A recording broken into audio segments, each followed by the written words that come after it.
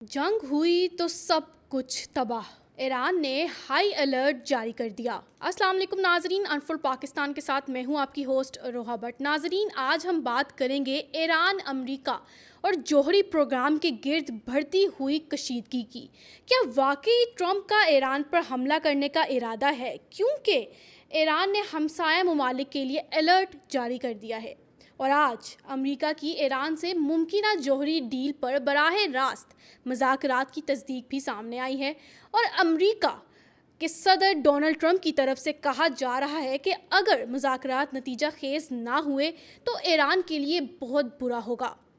नाज़रीन, अमरीकी सदर डोनाल्ड ट्रंप का कहना है कि अमेरिका और ईरान के दरमियान मुमकिना जौहरी मुआहदे के लिए बराह रास्त मुज़ाकरात हफ्ते के रोज़ होंगे।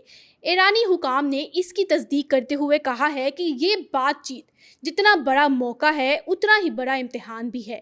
ईरान का जौहरी प्रोग्राम बरसों से चल रहा है, लेकिन अब अप्रैल 2025 में माहिरीन कहते हैं कि ईरान जौहरी हथियार बनाने के बहुत करीब है। सिर्फ चंद हफ्तों की बात है अगर वो फैसला कर ले तो। हाल ही में अक़वाम मुत्तहिदा की जौहरी agency International Atomic Energy Agency ने कहा है कि ईरान के पास यूरेनियम इतना है कि वो 3 जौहरी बम बना सकते हैं। ये खबर ट्रंप इंतज़ामिया के लिए खतरे की घंटी है, लेकिन बात सिर्फ जौहरी प्रोग्राम की नहीं।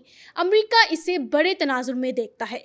मशरिक़ वुस्ता में अपना असर रसूख, खलीज फारिस की सलामती और तेल की तजारत भी।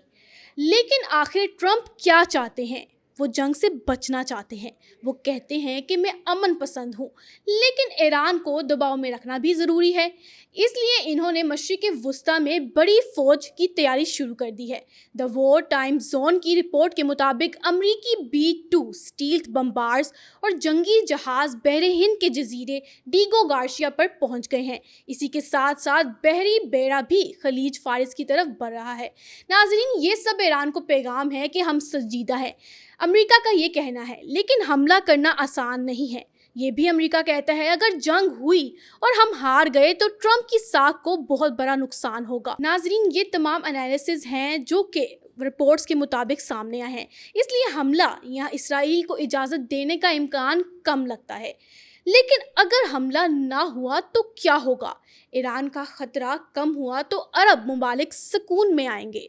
इन पर अमेरिका का दबाव कम हो सकता है और अमरीकी हथियार खरीदने की ज़रूरत भी घट सकती है। यानी ट्रंप जंग के बगैर ईरान को बातचीत पर लाना चाहते हैं। नाजरीन, ईरान को काफ़ी अरसे पाबंदियों का सामना रहा है, जिसकी वजह से ईरान में सालाना महंगाई 37% से ज़्यादा है। ये रिपोर्ट्स का कहना है। लेकिन नाजरीन, जौहरी प्रोग्राम ईरान का आखिरी हथियार है जो इसे बहुत लिवरेज देता है। वो इसे नहीं छोड़ेंगे। अलबत्ता वो इससे थोड़ा पीछे तो हट सकते हैं अगर अमेरिका अच्छी डील कर ले तो। इसी के साथ नाज़रीन, बात करें ट्रंप की, तो ट्रंप ईरान को कह रहे हैं कि ख़तरा लो या मौके से फ़ायदा उठाओ। तो लगता तो यही है कि ईरान शायद मौका चुने, कुछ रियायत देकर, जैसे जौहरी प्रोग्राम की फैसिलिटी की इंस्पेक्शन, ताकि ट्रंप कह सकें कि मैंने ओबामा के मुआहदे से बेहतर डील की, जैसे इन्होंने 2018 में किया था, नेफ्टा को बदला था।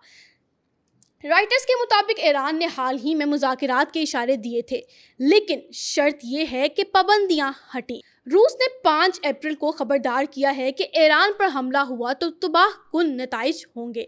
इनका कहना है कि मुज़ाकरात ही हल हैं। चीन भी फिक्रमंद है। अल जज़ीरा की रिपोर्ट कहती है कि अगर खलीज फारिस में लड़ाई हुई तो चीन का 60% तेल खतरे में पड़ जाएगा। वो ईरान के करीब जा सकता है और फिर ईरान अमरीका ताल्लुकात वापस 1953 जैसे हो जाएंगे, जब CIA ने ईरान की हुकूमत उलट दी थी। अगली बात जो ज़ेरे गौर है वो ये है कि अगर जंग छिड़ी तो अमेरिका B-2 बम्बार ईरान के जौहरी ठिकानों को तबाह कर सकते हैं।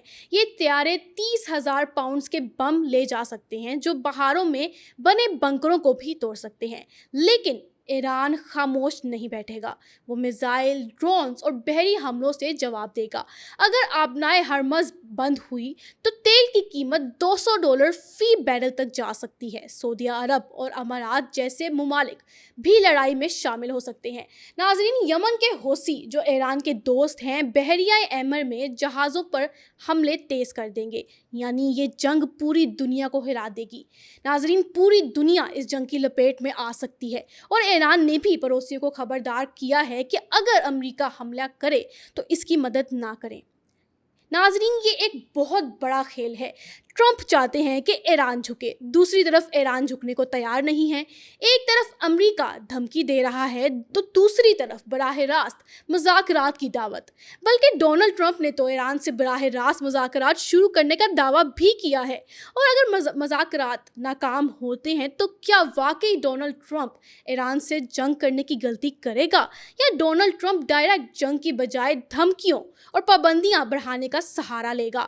اور اگر جنگ ہوئی بھی تو کیا امریکہ براہ راست جنگ کرے گا یا پھر اسرائیل کو پہلے جنگ میں جھونکے گا، جسے امریکہ نے مڈل ایسٹ میں تھانے دار بنا رکھا ہے؟